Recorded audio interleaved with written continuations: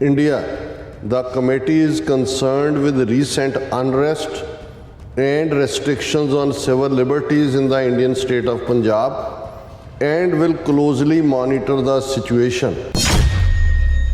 Deep concerns over the ongoing horrific violations of human rights and religious freedom in India under Prime Minister Narendra Modi's rule and called on Biden administration to designate India as a country of particular concern. उन्हें कहा कि जी 4 सालों तो US ਸਿਰਫ ਇਹਨਾਂ ਨੂੰ ਬਿਆਨ ਰਿਹਾ ਇੰਡੀਆ ਨੂੰ ਕੰਟਰੀ ਆਫ ਪਾਰਟਿਕੂਲਰ ਕੰਸਰਨ, ਪਰ ਸਾਡਾ ਸਟੇਟ ਡਿਪਾਰਟਮੈਂਟ ਇਸ ਦੇ ਉੱਤੇ ਜਿਹੜਾ ਕੋਈ ਕਾਰਵਾਈ ਨਹੀਂ ਕਰ ਰਿਹਾ। UN ਕੋਲ ਰਿਪੋਰਟਸ ਆ ਰਹੀਆਂ ਨੇ ਬੜੀ ਫਿਕਰਮੰਦੀ ਵਾਲੀਆਂ ਨੇ, ਮਾਈਨੋਰਟੀਜ਼ ਦੇ ਨਾਲ ਬਹੁਤ ਧੱਕਾ ਹੋ ਰਿਹਾ ਹੈ। We are talking of millions of minorities who are directly affected in some of these allegations. उन्हें कहा भी ये अपने आप च नहीं है हो रहा है, एक प्लैंड नीति का हिस्सा है जिहदे थल्ले लखां नूं सिटीजनशिप तो वांझा रखा जा रहा है, रिलीजियस फ्रीडम की प्रैक्टिस तो वांझा रखा जा रहा है और उन्होंने कॉर्नर किया जा रहा है। उन्होंने कहा भी उन्होंने कंट्री ऑफ पर्टिकुलर कंसर्न का की कहना सी, उन्होंने इनवाइट करने का मतलब ये है डिनर और इस दे उत्ते कि उन्होंने एनकरेज कर रहे हैं। जे उन्होंने इनवाइट किया का मतलब यह है कि बाइडन जिहड़ा उन्हें स्टैंप ला दी है मोदी दियां करतूतां दे उत्ते। उन्हें फिर क्या we call ourselves the largest democracy in the world but this is what democracy looks like in India.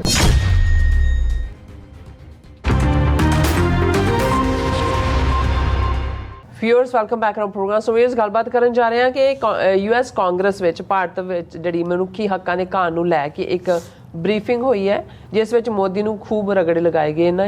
सो इस बारे आपां गलबात करन जा रहे हैं। सो असीं चाहांगे कि तुसां इसे तरह बने रहना, देखण सुनन लई एंड लिखण लई तुहाडा साथ दा बहुत बहुत धन्नवाद जी। डॉक्टर साहब की कहना चाहोगे?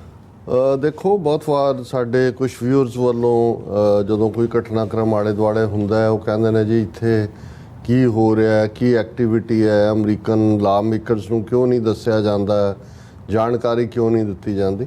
हालांकि जिहड़ा लॉबिंग एफर्ट हुंदा है जां जदों तुसीं हैवी ऑड्स दे अगेंस्ट जिहड़ा है वो कुछ कर रहे हुंदे हो तो इस दे लई बहुत सारे एफर्ट यतन फाइनेंसिस इस दे विच इनवॉल्व हुंदे ने, लेकिन उस दे रिजल्ट हौली हौली हौली तुहानूं नज़र भी आउंदे ने। सो असीं ये देख रहे हैं कि भी अज जदों कि असीं बेशक ज़्यादा गलबात तो उस ब्रीफिंग की करांगे जिहड़ी कि बहुत सारे मल्टीपल ग्रुप जिन्हां दे ने इस नूं यकीनी बनाया कि भारत का ह्यूमन राइट्स रैकॉर्ड और खास तौर पर मोदी का उस नूं जिहड़ा एक्सपोज किया जाए। पर बीते दिन दे वाशिंगटन टाइम्स अखबार दे विच एक पूरा जिहड़ा इन्हां वल्लों सिख असैंबली ऑफ अमेरिका वल्लों एक एडवरटाइजमेंट भी लगी है, इज़ इंडिया ए डेमोक्रेसी, ये सवाल पूछा गया है और इस फिर मोदी नूं कोट किया है और ये सारे दे थल्ले शुक्रिया अदा किया गया हाउस एप्रोप्रिएशन कमेटी का, क्योंकि हाउस एप्रोप्रिएशन कमेटी ने अपना 2024 की इस जिहड़ा आने वाले पीरीयड दे लई हाउस एप्रोप्रिएशन बिल 2024 उहदे च इंडिया नूं जिहड़ा वो आड़े हत्थीं लिया और उस दे विच उन्होंने लफज के India the committee is concerned with recent unrest and restrictions on civil liberties in the Indian state of Punjab and will closely monitor the situation. US House of Representatives State Foreign Operations and Related Program Appropriation Bill 2024. So ये Punjab specific इस house appropriation committee चों ये जुमला निकलता है India और quote unquote है the committee is concerned with recent unrest and restrictions on civil liberties in the Indian state of Punjab. Bharat दे पंजाब सूबे दे विच जड़ियां सिविल लिबर्टीज़ दे उत्ते पाबंदियां ने और बेचैनी है जो चल रही है उस and will closely monitor the situation कि असीं नज़र रखी हुई है और इस दे उत्ते असीं होर इस नूं नेड़ियों देखांगे। सो इस दे उत्ते सिख असैंबली ऑफ अमेरिका ने थैंक यू नोट के तौर पर उस Washington times they which add भी दिती है और ज़ाहिर है कि 1 to 1 ਵੀ ਥੈਂਕ ਯੂ ਕਰਨਾ ਬਣਦਾ ਹੈ, ਉਹਨਾਂ ਦੇ ਮੈਂਬਰਸ ਨੂੰ ਲਿਖਿਆ ਜਾਣਾ ਚਾਹੀਦਾ। ਇਸੇ ਤਰ੍ਹਾਂ ਪਿਛਲੇ ਦਿਨਾਂ 'ਚ ਜਦੋਂ ਅਸੀਂ ਇਹ ਜ਼ਿਕਰ ਕੀਤਾ ਸੀ ਕਿ ਵੀ ਅਮਰੀਕਾ ਦੀ ਇੰਪੋਰਟੈਂਟ ਸ਼ਖਸੀਅਤ ਜਿਹੜੀ ਕਿਉਂਕਿ ਮੋਦੀ ਦੇ ਅਮਰੀਕਾ ਦੌਰੇ ਤੋਂ ਫੌਰਨ ਬਾਅਦ ਉਸ ਦਾ ਦੌਰਾ ਜਿਹੜੀ ਬੀਬੀ ਉਜ਼ਰਾ ਜ਼ਿਆ ਉਹਨਾਂ ਨੇ ਉਜ਼ਰਾ ਜ਼ਿਆ ਭਾਰਤ ਦਾ ਦੌਰਾ ਕੀਤਾ 1 to 1 ਜਿਹੜਾ ਉੱਥੇ ਮੁਲਾਕਾਤ ਵੀ ਕੀਤੀ ਔਰ ਹਿਊਮਨ ਰਾਈਟਸ ਦਾ ਇਸ਼ੂ ਮੇਨ ਇਸ਼ੂ ਸੀ ਮੋਦੀ ਦੇ ਇਸ ਦੌਰੇ ਤੋਂ ਬਾਅਦ। ਔਰ ਉਸ ਪੀਰੀਅਡ 'ਚ ਦਲ ਖਾਲਸਾ ਵਾਲਿਆਂ ਨੇ ਵੀ ਆਪਣੀ ਰਿਪਰੈਜ਼ੈਂਟੇਸ਼ਨ ਉਹਨਾਂ ਨੂੰ ਭੇਜੀ ਸੀ। Dal Khalsa urges US intervention on human rights abuses in the Punjab ਔਰ ਉਹਨਾਂ ਨੇ ਆਪਣਾ ਜਿਹੜਾ ਇਹ ਪੂਰੀ ਇੱਕ ਪ੍ਰੈਜੈਂਟੇਸ਼ਨ ਦਿੱਤੀ ਉਸ ਬੀਬੀ ਨੂੰ ਅਮਰੀਕਨ ਜਿਹੜੀ ਰਿਪਰੈਜ਼ੈਂਟ ਕਰ ਰਹੀ ਸੀ ਕਿ ਬਈ ਇੱਥੇ ਕੀ ਚੱਲ ਰਿਹਾ ਕਿਉਂਕਿ ਇਹ ਜਿਹੜੀ ਉਸ ਬੀਬੀ ਉਜ਼ਰਾ ਹੈ ਇਹ under secretary for democracy and human rights Uzra Zeya ਉਹਨਾਂ ਨੇ ਐਰਿਕ ਗਾਰਸੈਟੇ ਜਿਹੜਾ ਐਂਬੈਸਡਰ ਹੈ ਉਹਦੇ ਰਾਹੀਂ ਆਪਣੀ ਰਿਪਰੈਜ਼ੈਂਟੇਸ਼ਨ ਭੇਜੀ ਔਰ ਉਹਦੇ 'ਚ ਉਹਨਾਂ ਨੇ ਐਪਰੀਸ਼ੀਏਟ ਕੀਤਾ ਕਿ ਯੂਨਾਈਟਿਡ ਸਟੇਟਸ ਦੀ ਕਮਿਟਮੈਂਟ ਜਿਹੜੀ ਹੈ ਸਿਵਲ ਸੁਸਾਇਟੀ ਆਰਗੇਨਾਈਜੇਸ਼ਨਸ ਨਾਲ ਇੰਟਰੈਕਟ ਕਰਨ ਦੀ ਉਸ ਦੇ ਲਈ ਖਾਸ ਤੌਰ ਤੇ ਫ੍ਰੀ ਸਪੀਚ ਔਰ ਰਿਲੀਜੀਅਸ ਔਰ ਐਥਨਿਕ ਮਾਈਨੋਰਿਟੀਜ਼ ਨੂੰ ਖੂੰਜੇ ਲਾਉਣ ਦੀ ਜਿਹੜੀ ਲਾਈਨ ਹੈ ਹਕੂਮਤ ਦੀ ਉਸ ਦੇ ਉੱਤੇ ਉਹਨਾਂ ਦਾ ਨਜ਼ਰੀਆ। ਔਰ ਇਸ ਲੈਟਰ ਦੇ ਵਿੱਚ ਉਹਨਾਂ ਨੇ ਕਿਹਾ ਕਿ ਵੀ ਤੁਸੀਂ ਆਏ ਹੋ ਭਾਰਤ ਦੇ ਵਿੱਚ ਗਰਾਊਂਡ ਰਿਐਲਿਟੀ ਦੇਖੋ ਕਿ ਵੀ ਪੰਜਾਬ ਦੇ ਵਿੱਚ ਕੀ ਚੱਲ ਰਿਹਾ ਹੈ। UAPA ਔਰ NSA ਵਰਗੇ ਕਾਨੂੰਨ ਜਿਹੜੇ ਨੇ ਇਹ ਕਿਵੇਂ Sikh activists ਨੂੰ disturbingly Sikh activists had been detained under these laws, some even being held in Dibrugarh jail located 2500 kilometers away from their homeland. So ਇਹ ਸਾਰਾ ਲੈਟਰ ਜਿਹਦੇ 'ਚ ਉਹਨਾਂ ਨੇ ਰਾਈਟ ਆਫ ਸੈਲਫ ਡਿਟਰਮੀਨੇਸ਼ਨ ਦੀ ਗੱਲ ਵੀ ਕੀਤੀ। ਸੋ ਬਹੁਤ ਵਾਰ ਜਦੋਂ ਸਾਡੇ ਕੱਲ੍ਹ ਵੀ ਜਿਵੇਂ ਇੱਕ ਵਿਊਰ ਨੇ ਲਿਖਿਆ ਸੀ ਜੀ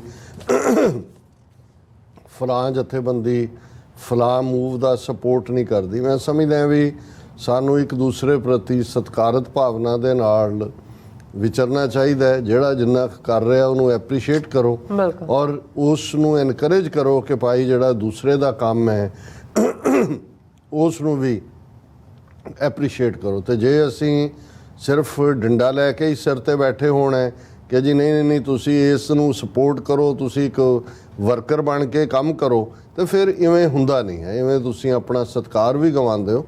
ਹੁਣ ਜਿਵੇਂ ਸਾਡੀ ਵੀ ਪਹੁੰਚ ਜਿਹੜੀ ਹੁੰਦੀ ਹੈ ਹਮੇਸ਼ਾ ਪਿਛਲੇ ਇਹਨਾਂ ਸਾਰੇ 30 ਸਾਲ ਤੋਂ ਜ਼ਿਆਦਾ ਪੀਰੀਅਡ 'ਚ ਸਿੰਸ 91 ਹਮੇਸ਼ਾ ਹੀ ਇਹ ਰਹੀ ਹੈ ਕਿ ਜਿਹੜਾ ਜਿੱਥੇ ਵੀ ਪੰਥਕ ਪਿੜ ਦੇ ਵਿੱਚ ਕੰਮ ਕਰਦਾ ਅਸੀਂ ਉਸ ਦੀ ਹਮਾਇਤ ਕਰਦੇ।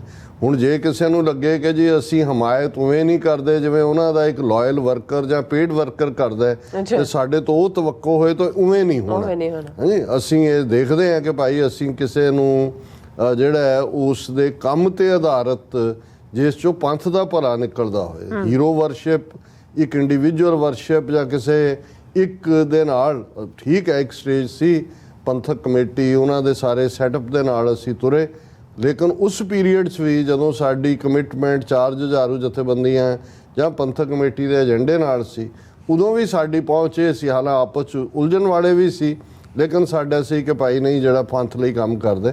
ਸੋ ਮੈਂ ਸਮਝਦਾ ਵੀ ਦਲ ਖਾਲਸਾ ਵੱਲੋਂ ਇਸ ਲੈਵਲ ਦੇ ਉੱਤੇ ਰਿਪਰੈਜ਼ੈਂਟੇਸ਼ਨ ਹਾਲਾਂ ਮਿਲਣ ਤਾਂ ਨਹੀਂ ਸੀ ਦੇਣਾ ਕਿਸੇ ਨੇ, ਲੇਕਿਨ ਐਟਲੀਸਟ ਇਹ ਤਾਂ ਹੋਇਆ ਵੀ ਇਕੱਲਾ ਉਹਨਾਂ ਨੇ ਦੂਸਰਿਆਂ ਦੀ ਗੱਲ ਮਨੀਪੁਰ ਜਾਂ ਦੂਜੇ ਹਵਾਲੇ ਨਾਲ ਹੀ ਨਹੀਂ ਸੁਣੀ, ਉਹਨਾਂ ਤੱਕ ਰਿਪਰੈਜ਼ੈਂਟੇਸ਼ਨ ਪਹੁੰਚੀ ਹੈ।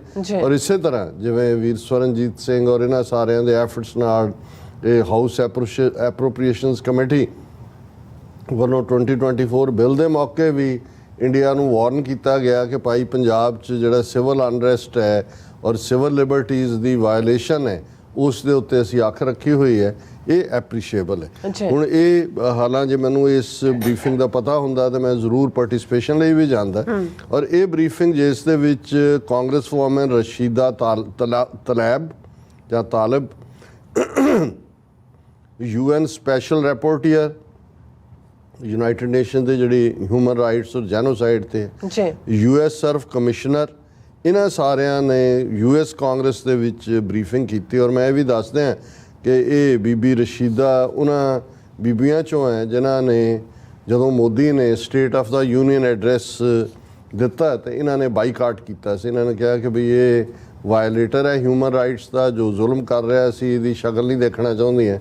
ਇਹ ਕਾਂਗਰਸ ਵੂਮਨ ਨੇ, ਲੇਕਿਨ ਇਹਨਾਂ ਨੇ ਉਸ ਦਾ ਬਾਈਕਾਟ ਕੀਤਾ ਸੀ। ਔਰ ਇਹ ਜਿਹੜੀ ਕਿ ਬਰੀਫਿੰਗ ਦੇ ਉੱਤੇ ਉਹਨਾਂ ਦੀ ਪ੍ਰੈਸ ਰਿਲੀਜ਼ ਆਈ ਹੈ, ਮੈਂ ਉਸ ਦਾ ਕੁਝ ਹਿੱਸਾ ਸਾਂਝਾ ਕਰ ਲੈਣਾ। ਉਹਦੇ 'ਚ ਉਹਨਾਂ ਨੇ ਕਿਹਾ ਕਿ US Congresswoman and top officials from United Nations and US Commission on International Religious Freedom have expressed deep concerns over the ongoing horrific violations of human rights and religious freedom in India under Prime Minister Narendra Modi's rule and called on Biden administration to designate India as a country of particular concern। ਹੁਣ ਇਹ ਜਿਹੜੀ briefing ਹੋਈ ਉਹਦੇ 'ਚ United Nations ਦੀ special rapporteur ਵੀ, congress woman ਵੀ, US SURF United States Commission on International Religious Freedom ਉਹਨਾਂ ਦੇ ਵੀ ਕਮਿਸ਼ਨਰ ਉਹਨਾਂ ਨੇ ਸ਼ਮੂਲੀਅਤ ਕੀਤੀ ਔਰ ਦਰਸ਼ਕ ਉਹਨਾਂ ਦੀਆਂ ਪਿਕਚਰਸ ਵੀ ਦੇਖ ਰਹੇ ਨੇ ਜਿਨ੍ਹਾਂ ਨੇ ਪ੍ਰੈਜੈਂਟੇਸ਼ਨ ਦਿੱਤੀ।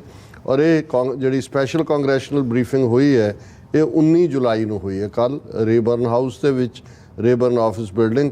ਔਰ congress woman Rashida Tlaib, she emphasises the severity of the situation and urgent need for action ਕਿ ਉੱਥੇ ਬਹੁਤ ਬੁਰਾ ਹਾਲ ਹੈ ਭਾਰਤ ਦੇ ਵਿੱਚ, ਫੌਰਨ ਇਸ ਦੇ ਉੱਤੇ ਕੰਮ ਕਰਨ ਦੀ ਲੋੜ ਹੈ। ਔਰ ਉਹਨੇ ਕਿਹਾ for the last 4 years we have witnessed severe escalating attacks on religious minorities under Prime Minister Narendra Modi and Bharatiya Janata Party, and yet we know our own US State Department has yet to designate India as a country of particular concern under US law, said Congresswoman Talib। ਉਹਨੇ ਕਿਹਾ ਕਿ ਜੀ 4 ਸਾਲਾਂ ਤੋਂ US SURF ਇਹਨਾਂ ਨੂੰ ਬਿਆਨ ਰਿਹਾ ਇੰਡੀਆ ਨੂੰ ਕੰਟਰੀ ਆਫ ਪਾਰਟਿਕੂਲਰ ਕੰਸਰਨ, ਪਰ ਸਾਡਾ ਸਟੇਟ ਡਿਪਾਰਟਮੈਂਟ ਇਸ ਦੇ ਉੱਤੇ ਜਿਹੜਾ ਕੋਈ ਕਾਰਵਾਈ ਨਹੀਂ ਕਰ ਰਿਹਾ। ਫਿਰ ਉਹਨੇ ਕਿਹਾ ਵੀ ਮੈਨੂੰ ਫਖਰ ਹੈ ਵੀ ਮੈਂ ਉਹਦਾ ਮੋਦੀ ਦਾ union state of the union address boycott ਕੀਤਾ।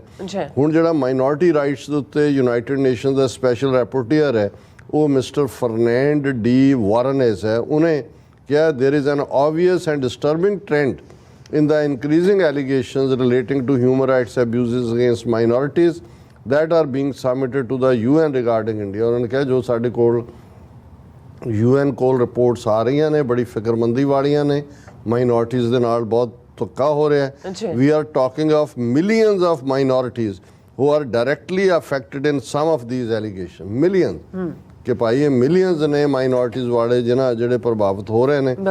when you have millions whose citizenship is denied, millions whose right to political participation and representation are curtailed, hundreds of thousands whose livelihood and that of their children is threatened, it is hard to conclude that this is not part of intentional policies by authorities। ਕਿਉਂਕਿ diplomat ਨੇ ਇਹਨਾਂ ਨੇ diplomatically ਗੱਲ ਕਰਨੀ, ਗੱਲਾਂ ਸਾਰੀਆਂ ਕਹਿਤੀਆਂ ਉਹਨੇ ਕਿਹਾ ਵੀ ਇਹ ਆਪਣੇ ਆਪ 'ਚ ਨਹੀਂ ਹੈ ਹੋ ਰਿਹਾ, ਇਹ ਇੱਕ ਪਲੈਨਡ ਨੀਤੀ ਦਾ ਹਿੱਸਾ ਹੈ ਜਿਹਦੇ ਥੱਲੇ ਲੱਖਾਂ ਨੂੰ ਸਿਟੀਜ਼ਨਸ਼ਿਪ ਤੋਂ ਵਾਂਝਿਆ ਰੱਖਿਆ ਜਾ ਰਿਹਾ ਹੈ, ਰਿਲੀਜੀਅਸ ਫਰੀडम ਦੀ ਪ੍ਰੈਕਟਿਸ ਤੋਂ ਵਾਂਝਿਆ ਰੱਖਿਆ ਜਾ ਰਿਹਾ ਹੈ ਔਰ ਉਹਨਾਂ ਨੂੰ ਕਾਰਨਰ ਕੀਤਾ ਜਾ ਰਿਹਾ। ਇਸੇ ਤਰ੍ਹਾਂ US SURF ਦੇ ਕਮਿਸ਼ਨਰ ਡੇਵਿਡ ਕਰੀ ਉਹਨਾਂ ਨੇ cited similar concern, stating that US SURF has been calling on the US State Department to designate India as country of particular concern। ਲੇਕਿਨ ਉਹਨਾਂ ਨੇ ਕਿਹਾ ਜੀ ਉਹਦੀ ਮੋਦੀ ਦੀ ਵਿਜ਼ਿਟ ਵੇਲੇ ਵੀ ਹੋਇਆ, ਬਾਈਡਨ ਐਡਮਿਨਿਸਟ੍ਰੇਸ਼ਨ ਨੂੰ ਅਸੀਂ ਪਬਲਿਕਲੀ ਵੀ ਕਿਹਾ ਸੀ, ਲੇਕਿਨ ਇਸ ਸਭ ਦੇ ਬਾਵਜੂਦ ਬਾਈਡਨ ਐਡਮਿਨਿਸਟ੍ਰੇਸ਼ਨ ਦਾ ਰਵੱਈਆ ਜਿਹੜਾ ਉਹ ਠੀਕ ਨਹੀਂ ਰਿਹਾ। ਔਰ ਇਹ ਸਾਰੇ ਦੇ ਉੱਤੇ ਹੀ ਫਿਰ ਉਹਨਾਂ ਨੇ ਅੱਗੋਂ ਵੀ ਹੋਰ ਕਮੈਂਟ ਕੀਤੇ ਨੇ। or the Biden administration is not only condoning the behavior of Indian administration but also encouraging it to continue behaving the way it has been। ਹੁਣ ਇਹ ਲਫ਼ਜ਼ ਇੱਕ ਹਿੰਦੂ ਸੱਜਣ ਕਹਿ ਰਹੇ ਨੇ, ਅਜਿਤ ਸਾਹੀ, ਇਹ ਐਡਵੋਕੇਸੀ ਡਾਇਰੈਕਟਰ ਨੇ at Indian American Muslim council. ਉਹਨਾਂ ਨੇ ਕਿਹਾ ਵੀ ਉਹਨੂੰ ਕੰਟਰੀ ਆਫ ਪਾਰਟਿਕੂਲਰ ਕੰਸਰਨ ਦਾ ਕੀ ਕਹਿਣਾ ਸੀ, ਉਹਨੂੰ ਇਨਵਾਈਟ ਕਰਨ ਦਾ ਮਤਲਬ ਹੀ ਇਹ ਹੈ ਡਿਨਰ, ਔਰ ਇਸ ਦੇ ਉੱਤੇ ਕਿ ਉਹ ਉਹਨੂੰ ਐਨਕਰੇਜ ਕਰ ਰਹੇ ਨੇ। ਔਰ ਇਹ ਅਜਿਤ ਸਾਹੀ ਕਹਿੰਦੇ ਨੇ when Biden invited Narendra Modi to state dinner, he used that to validate his atrocious rule in India। ਜੇ ਉਹਨੂੰ ਇਨਵਾਈਟ ਕੀਤਾ ਇਹਦਾ ਮਤਲਬ ਇਹ ਹੈ ਕਿ ਬਾਈਡਨ ਜਿਹੜਾ ਉਹਨੇ ਸਟੈਂਪ ਲਾ ਦਿੱਤੀ ਹੈ ਮੋਦੀ ਦੀਆਂ ਕਰਤੂਤਾਂ ਦੇ ਉੱਤੇ। ਉਹਨੇ ਫਿਰ ਕਿਹਾ we call ourselves the largest democracy in the world but this is what democracy looks like in India। ਕਿ ਜੀ ਆ ਇੰਡੀਆ ਵਾਲੇ ਅਸੀਂ ਕਹਿੰਦੇ ਜੇ ਅਸੀਂ ਵੱਡੀ ਡੈਮੋਕ੍ਰੇਸੀ ਕਿਉਂ ਜਿਹੀ ਹੈ। ਔਰ ਇਹ ਸਾਰੇ ਦੇ ਉੱਤੇ ਉਹਨਾਂ ਨੇ ਗੱਲ ਕੀਤੀ ਕਾਫੀ ਖੁੱਲ੍ਹ ਕੇ, ਇਹ ਸਾਰਾ ਪਾਰਟ ਅਸੀਂ ਦੇਖਦੇ। ਔਰ ਮੈਨੂੰ ਖੁਸ਼ੀ ਹੈ ਵੀ ਇਸ ਦੇ ਵਿੱਚ 18 American civil rights organisations involve ਸੀ ਇਸ ਬਰੀਫਿੰਗ ਦੇ ਵਿੱਚ, ਜਿਸ ਦੇ ਵਿੱਚ ਸਭ ਤੋਂ ਪ੍ਰੋਮੀਨੈਂਟ ਜੈਨੋਸਾਈਡ ਵਾਚ, ਇਹ ਡਾਕਟਰ ਗ੍ਰੈਗਰੀ ਜਿਨ੍ਹਾਂ ਦੀ ਸੰਸਥਾ ਹੈ ਔਰ ਜਿਨ੍ਹਾਂ ਨੇ 10 ਸਟੇजेस ਆਫ ਜੈਨੋਸਾਈਡ ਲੀਡ ਕਰਨਾ ਕਿਵੇਂ ਹੁੰਦਾ ਹੈ, ਜਿਸ ਨੂੰ UN ਨੇ ਉਹਨਾਂ ਨੂੰ ਮੰਨਿਆ ਹੋਇਆ, ਉਹ ਜੈਨੋਸਾਈਡ ਵਾਚ ਸੀ। ਵਰਲਡ ਵਿਦਆਊਟ ਜੈਨੋਸਾਈਡ ਜਥੇਬੰਦੀ, Indian American Muslim Council, Hindus for Human Rights ਜਿਹੜੇ ਗਰੁੱਪ ਦਾ ਅਸੀਂ ਪਹਿਲਾਂ ਵੀ ਜ਼ਿਕਰ ਕੀਤਾ ਸੀ, International Christian Concern, Jubilee Campaign, 21 Wilberforce, Dalit Solidarity Forum. ਚਲੋ ਘੱਟੋ ਘੱਟ ਕੋਈ ਦਲਿਤ ਜਥੇਬੰਦੀ ਤਾਂ ਆਈ, ਨਹੀਂ ਤਾਂ ਸਾਰੇ ਉਹਦੇ ਮੋਦੀ ਦੇ ਵਿਜ਼ਿਟ ਵੇਲੇ ਜਾਂ ਦੂਜੇ ਮੈਂ ਲੱਭ ਰਿਹਾ ਸੀ ਵੀ ਕਿੱਥੇ ਨੇ, ਉਹਨਾਂ ਦੇ ਉੱਤੇ ਕਿਹੜੇ ਘੱਟ ਜ਼ੁਲਮ ਹੋ ਰਹੇ ਨੇ ਟਰਾਈਬਲਸ ਤੇ ਦਲਿਤ ਦੇ। ਪਰ ਇਹਦੇ ਨਿਊਯਾਰਕ ਸਟੇਟ ਕਾਉਂਸਲ ਆਫ ਚਰਚਿਸ, ਕਿਉਂਕਿ ਹੁਣ 400 ਚਰਚ ਜੇ ਮਨੀਪੁਰ 'ਚ ਫੂਕ ਦਿੱਤਾ ਹੈ ਤੇ ਘੱਟੋ ਘੱਟ ਅਮਰੀਕਨ ਚਰਚ ਵਾਲਿਆਂ ਨੂੰ ਵੀ ਹੋਸ਼ ਆਈ ਹੈ। Federation of Indian American Christian Organisations of North America, India Civil Watch International, Centre for Pluralism, International Commission for Dalit Rights, ਇਹ ਦੂਸਰੀ ਦਲਿਤ ਆਰਗੇਨਾਈਜੇਸ਼ਨ ਆ ਗਈ, American Muslim Institution, Students Against Hindutva Ideology, ਇਹ ਵੀ ਕੋਈ ਨਵੀਂ ਜਥੇਬੰਦੀ ਹੋਏਗੀ। ਇਹ ਕੋਈ ਬਹੁਤ ਬ੍ਰੌਡ ਬੇਸ ਤਾਂ ਨਹੀਂ ਹੁੰਦੀਆਂ, ਪਰ ਇਹਨਾਂ ਗਰੁੱਪਾਂ ਦਾ ਇਕੱਠੇ ਆਉਣਾ ਔਰ ਬਰੀਫਿੰਗ ਤੱਕ ਗੱਲ ਨੂੰ ਪਹੁੰਚਾਉਣਾ ਇਹ ਬਹੁਤ ਵੱਡੀ ਪ੍ਰਾਪਤੀ ਹੈ। International Society for Peace and Justice, the Humanism Project and Association of Indian Muslims of America.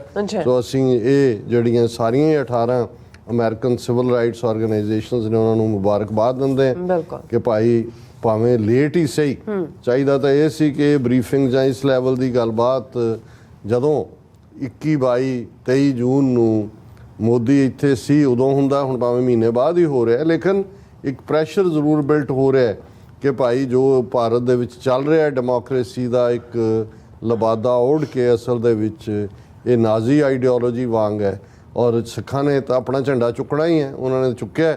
ਹੁਣ ਸਾਨੂੰ ਇਸ ਗੱਲ ਦੀ ਖੁਸ਼ੀ ਹੈ ਕਿ ਹੁਣ ਦਲਿਤ ਆਰਗੇਨਾਈਜੇਸ਼ਨਸ ਵੀ, ਮੁਸਲਿਮ ਆਰਗੇਨਾਈਜੇਸ਼ਨਸ ਵੀ, ਈਸਾਈ ਆਰਗੇਨਾਈਜੇਸ਼ਨਸ ਵੀ, ਉਹਨਾਂ ਨੇ ਵੀ ਆਪਣੇ ਝੰਡੇ ਸਾਡੇ ਝੰਡੇ ਦੇ ਨਾਲ ਮਿਲਾਏ ਨੇ, ਹਾਲਾਂਕਿ ਖਾਲਿਸਤਾਨ ਤੋਂ ਤਾਂ ਦੂਰ ਰਹਿੰਦੇ ਆ। ਬਿਲਕੁਲ ਜੀ ਡਾਕਟਰ ਸਾਹਿਬ, ਤੁਹਾਡਾ ਬਹੁਤ ਬਹੁਤ ਸ਼ੁਕਰੀਆ ਸਾਥ ਲੈਣ ਬ੍ਰੇਕ ਵਿਊਅਰਸ।